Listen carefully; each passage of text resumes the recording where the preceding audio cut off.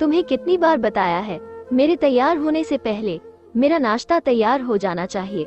शादी के 25 सालों बाद भी मुझे क्यों बार बार एक ही बात बतानी पड़ती है? लता, तुम्हें क्या है? तुम तो आराम से घर पर रहोगी, मुझे काम पर जाना पड़ता है। तुम हो कि हमेशा बेवकूफों जैसी हरकत करती हो।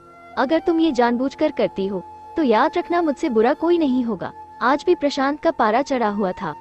इन कटु शब्दों में अपना गुस्सा उतारते हुए, गीला तौलिया कुर्सी पर फेंकते हुए प्रशांत गुस्से से लता की तरफ देखने लगा। लता के लिए प्रशांत का ये बेवजह का गुस्सा कोई नई बात नहीं थी। वो महीने में 3-4 बार ऐसे ही लता पर बरस पड़ता था। पहले पहले लता उसका विरोध किया करती थी, लेकिन जब कई सालों तक प्रशांत में कोई बदलाव नहीं दिखा तो लता ने खुद को ही बदल दिया। अब प्रशांत के कुछ भी कहने से लता को कोई फर्क नहीं पड़ता था। प्रशांत की हर बात वो चुपचाप सिर झुकाए सुन लेते थी। शादी के पहले 5 साल तक लता ने पूरी कोशिश की थी प्रशांत को बदला जाए, लेकिन फालतू का गुस्सा करना और बाद में लता को भला बुरा कहना, यह मानो जैसे उसकी आदत बन गई थी। कोई भी वाद विवाद होता, प्रशांत सीधा लता को बोल देता, अगर मैं तुम्हें अच्छा नहीं लगता, क्यों नहीं चली जाती अपने मायके? क्यों रहती हो मेरे साथ? इतना सब कुछ होने के बावजूद लता प्रशांत के साथ रहती थी, क्योंकि उसे अपनी बेटी की फिक्र थी। और वह जाती भी तो कहा, अपने बूढ़े हो चुके माँ बाप को इस उम्र में परेशान करना वह नहीं चाहती थी। समाज और लोग क्या कहेंगे, ये भी तो उसे देखना था। वो इतनी पढ़ी लिखी भी तो नहीं थी, खुद जाकर कोई नौकरी कर सके और अपना और अपनी बेटी का पालन पोषण कर सके। लता को अब अपनी फिक्र नहीं थी, उसको फिक्र थी बस अपनी शादी लायक हो रही बेटी की। लता नहीं चाहती थी पति पत्नी के झगड़े की वजह से काव्या डिस्टर्ब हो। काव्या की पढ़ाई पूरी हो चुकी थी, उसके लिए अब शादी के रिश्ते आने लगे थे। कई रिश्तों को काव्या ठुकरा चुकी थी। 2-3 महीने बाद एक अच्छा रिश्ता आया। रिश्तेदारों और पहचान के लोगों ने भी लड़के के बहुत गुणगान किए थे। प्रशांत एक शाम अपनी बेटी के पास बैठकर उसे बताने लगा, काव्या बहुत अच्छा लड़का है, पढ़ा लिखा है, बड़ा घर है, बहुत अच्छी नौकरी है। ऐसे रिश्ते बार बार नहीं आते बेटा, इस बार मना मत करना। काव्या अपने पिता से ज्यादा बात नहीं करती थी, शायद डरती थी या शायद नफरत करती थी, लेकिन आज वो अपनी पूरी हिम्मत इकट्ठा कर बोली, मुझे अभी शादी नहीं करना है पापा, मैं नौकरी करना चाहती हूँ, खुद अपने पैरों पर खड़ी होना चाहती हूँ। हाँ तो उसमें क्या बड़ी बात है, मैंने लड़के से बात की है, वो तुम्हें किसी बात के लिए नहीं रोकेगा। तुम शादी के बाद भी नौकरी कर सकती हो, वो तुम्हें नौकरी के लिए परमिशन दे देगा। प्रशांत बोला, मेरा नौकरी करना या ना करना उसकी परमिशन पर क्यों डिपेंड रहेगा पापा? काव्या ने पूछा, मैं कह रहा हूँ ना, तुम्हें किसी भी चीज की कमी नहीं होगी वहाँ। ऐसे रिश्ते बार बार नहीं आते, इसे ठुकरा मत, बहुत खुश रहोगी तुम वहाँ। प्रशांत बोला, पापा क्या मैं उतनी ही खुश रहूंगी जितनी मम्मी इस घर में खुश है? काव्या ने तंज कसते हुए कहा, आज तुम्हारी जबान कुछ ज्यादा नहीं चल रही।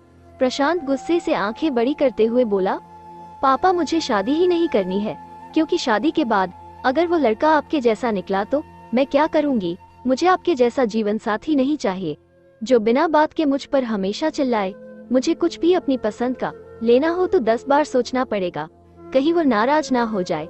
मेरी तबीयत कैसी भी हो उसे परवाह ना हो, रोटी थोड़ी सी मोटी बन जाए तो घर सर पर उठा ले, उसकी चेक बुक ना मिले तो भी मेरा ही दोष निकाले, और हर छोटी मोटी बात पर मुझे मायके जाने के लिए कहे। काव्या ने अपना दिल खाली करते हुए पापा से सब कह दिया। प्रशांत का गुस्सा 7वें आसमान पर था, लेकिन उसके मुंह से एक भी शब्द नहीं फूट रहा था। वो काव्या की बातें सुन रहा था। काव्या उतना ही बोलकर चुप नहीं हुई। आज पहली बार वो अपने पापा के सामने इतना कुछ बोल रही थी। पापा, आपने माँ के साथ हमेशा गलत व्यवहार किया है। आप अपने ऑफिस का गुस्सा बिना सोचे समझे माँ पर उतार देते हैं, कभी इस बात की परवाह भी नहीं करते कि उन्हें कैसा लगता होगा। आपकी बातें सुन सुन के माँ ने अपना स्वाभिमान खो दिया।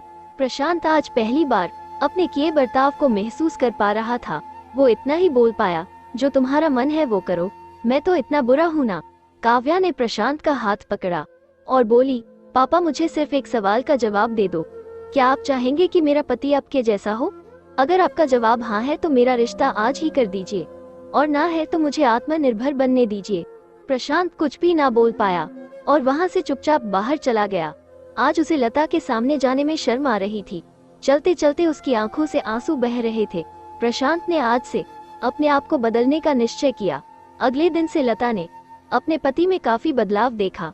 वो सोचने लगी कि जो हिम्मत काव्या ने दिखाई है, वो हिम्मत अगर मैं पहले ही दिखा देती तो शायद आज परिस्थिति कुछ और होती। अब काव्या पढ़ लिख कर अच्छी नौकरी करने लगी थी और 3 साल बाद उसके लिए एक अच्छा रिश्ता आया। और उसकी विदाई पर प्रशांत बोला, बेटा तू हमेशा खुश रहेगी क्योंकि तेरा पति तेरे बाप जैसा नहीं है। प्रशांत की यह बात सुनकर लता और काव्या की आंखों से आंसू बहने लगे। दोस्तों, हमारे समाज में औरतों को भले ही देवी का दर्जा दिया जाता है, लेकिन वो स्वतंत्रता नहीं दी जाती जो उन्हें देनी चाहिए। उन्हें बचपन से ही बताया जाता है कि वो पराया धन है। स्कूल से आने में देर हो जाए तो पिटाई मिलती है, मोबाइल पर बातें करते हुए दिख जाए या खिड़की से झांकते हुए दिख जाए तो शक किया जाता है। माँ बाप का घर तुम्हारा नहीं है, पति का घर ही तुम्हारा घर है। जीवन भर यह बातें बता बताकर उन्हें ससुराल भेज दिया जाता है और एक दिन किसी छोटे मोटे झगड़े में ससुराल वालों से उन्हें सुनना पड़ता है कि इस घर को छोड़ दो और मायके चली जाओ। अब आप ही बताओ दोस्तों, ऐसी स्त्रियों का सच्चा घर कौन सा? आखिरकार वो किस घर को अपना कहें? हमेशा की तरह पूरी कहानी सुनने के लिए आपको धन्यवाद। दोस्तों, उम्मीद है ये कहानी आपके दिल को छू गई होगी। ऐसे ही सीधे दिल तक उतरने वाली कहानियाँ सुनने के लिए आप हमारे YouTube चैनल से जुड़ सकते हैं।